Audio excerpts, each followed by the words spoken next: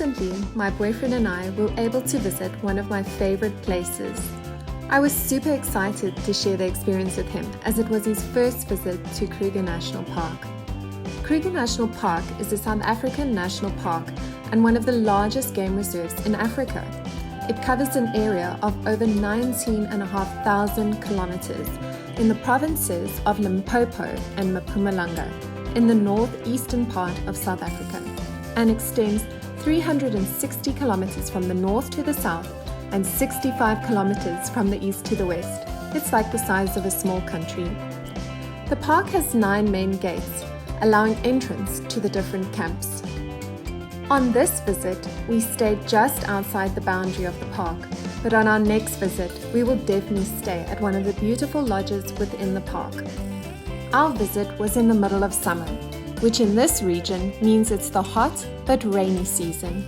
The plants were lush and very green, however, also rather tall, which made for spotting an animal lying down to rest from the day's heat rather challenging, but not impossible.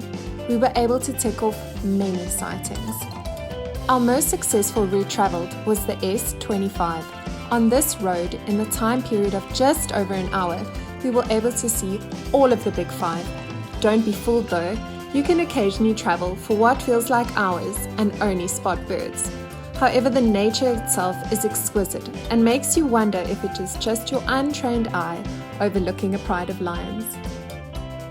I made some notes for our next trip, some of which we discovered along the way and others which we realized after, that just help to make your trip as successful, comfortable and enjoyable as possible. A cooler box. You can spend hours in the car driving, and this, although it might seem obvious, can make such a big difference to your time in the park, especially if you are there in the middle of summer like we were. Temperatures can reach close to 40, and you have to take care not to dehydrate with all the driving in the sun. Traveling in your own vehicle, like we did, meant you can go at your own pace, and super slow is definitely better. You're far more likely to spot a leopard dozing in a tree or a spotted dog lying in the tall grass. And keep your window open, you will appreciate all the smells, and also, you might just hear something. Be sure to wear sunscreen and reapply. We both realized having something light to wear on your arms helps with the sun baking in through your open window. Keep an eye on the sky. Circling birds of prey might just tip you off for an exciting kill or a predator on the move. Be sure to hop out and use every bathroom opportunity, because you never know when you might next spot a lion or a leopard and want to sit and observe them for some time. The last thing you want is to be racing off to use a toilet. We tuned into the latest sightings app. It was a lovely way to feel connected to others in the park. However, for most of the roads, especially the ones we chose, the dirt roads, you have no signal. You might just get lucky though if someone spots a sleeping lion just before noon. He could possibly be there still for several hours. Car chargers are a must, and making sure you have plenty of memory on your phone. All of this footage playing, I managed to capture using just my phone. Pack a flask filled with coffee. This is ideal.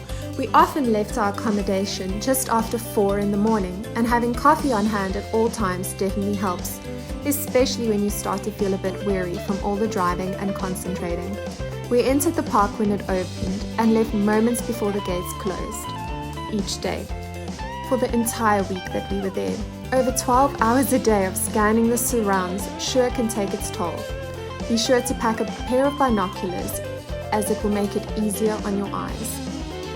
Kruger has incredible shops at the different camps. These are well stocked. We got a book to record all our sightings. It also had a map outlining all the roads, camps, picnic spots and rules. I suggest marking out your route the day before. Check the sightings app to see where the animals have mainly been moving and calculate how much time you will need. You need to allow enough time to get out of the park before it closes. Hope that some of these tips have been helpful.